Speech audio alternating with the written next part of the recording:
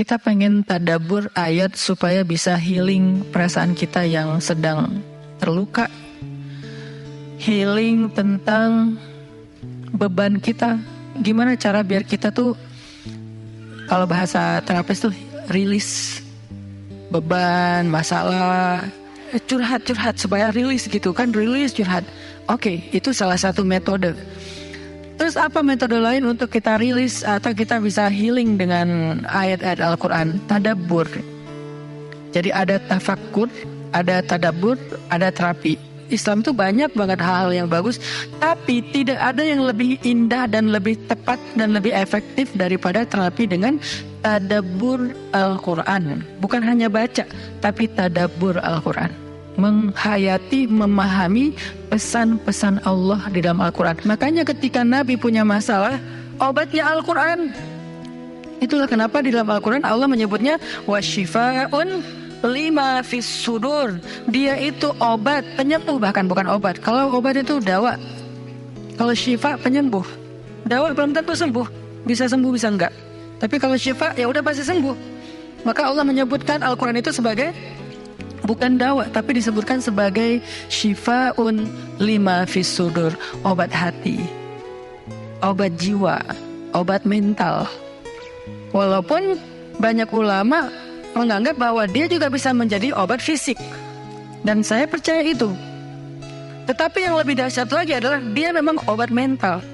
Pertanyaannya, bagaimana menjadikan Al-Quran sebagai syifa, healing? Ayat-ayatnya gimana cara kita mentadabburinya? Semua ayat sama, cuman yang membedakan satu dengan yang lain fadilahnya. Tapi semua sama-sama istimewa. Jadi nggak boleh ada satupun ayat yang kita anggap nggak penting.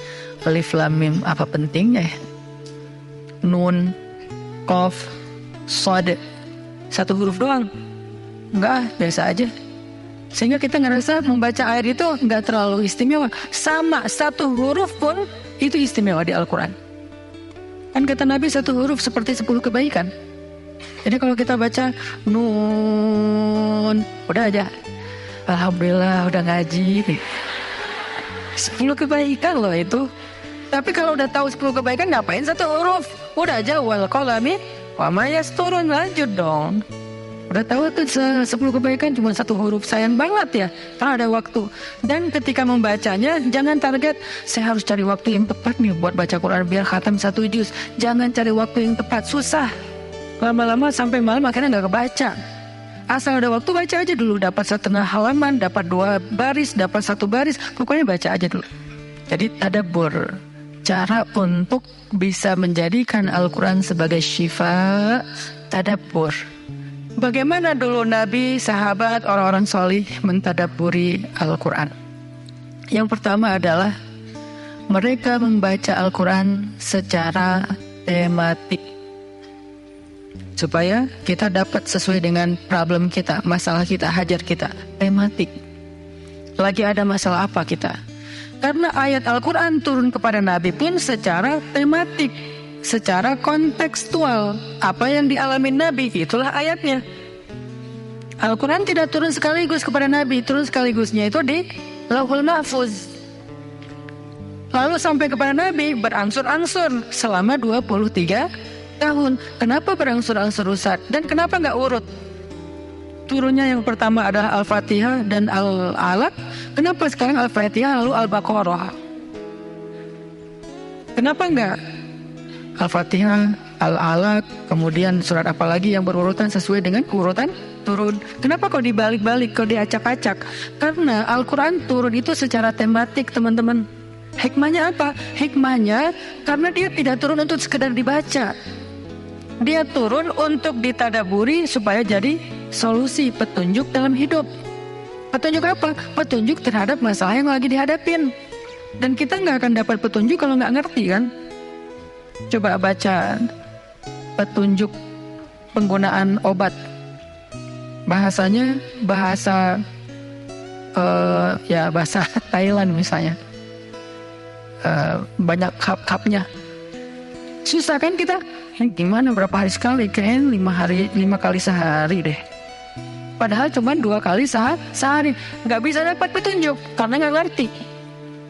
Maka supaya kita bisa tadabbur, kita pahami. Nah, memahaminya apa? Sesuai dengan tema. Kita boleh aja, bagus banget malah baca Al-Quran secara berurutan. Tapi itu target baca ya, target tilawah.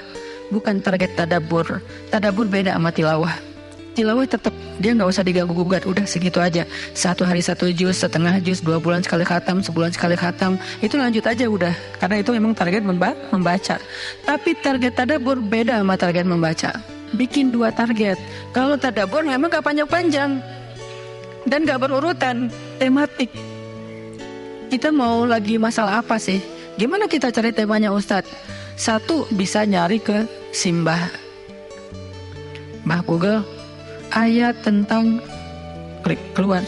Buat kita yang mungkin kita sama nih dengan saya, masih sama-sama belajar, paling gampang tadi nanya aja ke Google, pakai aja indeks. Atau cara yang lebih, ini kalau mau,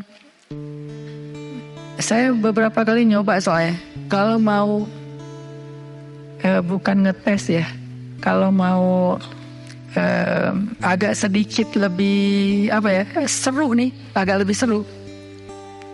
Tapi kalau belum berhasil jangan salahin saya. Kalau agak lebih seru nih, saya suka gini, pegang Quran, lagi ada masalah nih, Bismillah, ayatnya pas, wah ini saya banget nih. Bisa kayak gitu juga metodenya. Jadi kayak minta dibimbing sama Allah aja gitu. Tapi kadang-kadang dapat ayatnya tuh nggak sesuai tema saya, Ustaz, kata kita. Padahal kata Allah, ini yang kamu butuhin tuh ini nih. Bisa gitu juga dengan syarat membukanya pakai Bismillah, bukan membuka yang itu ya Allah ya, yang itu ya. Jangan maksa. Allah lebih tahu. Bismillah. Ayatnya tentang makanan. Oh mungkin kita masalahnya emang masalah berat badan mungkin, atau masalah mubazir mungkin, sehingga merembet kemana-mana. Allahu alam. Tapi kalau mau lebih jelas ya udah cari pakai yang tadi, dapat ayatnya secara tematik.